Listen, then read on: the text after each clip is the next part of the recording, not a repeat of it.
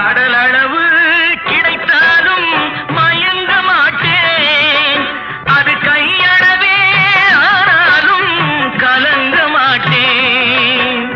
உள்ளத்திலே உள்ளதுதான் உலகம் கண்ணா, இதை உணர்ந்து கொண்டே துன்பமெல்லாம் விலகும் கண்ணா. உணர்ந்து கொண்டேன் துன்பமெல்லாம் விலகும் கண்ணா. ஆட்டுவித்தான்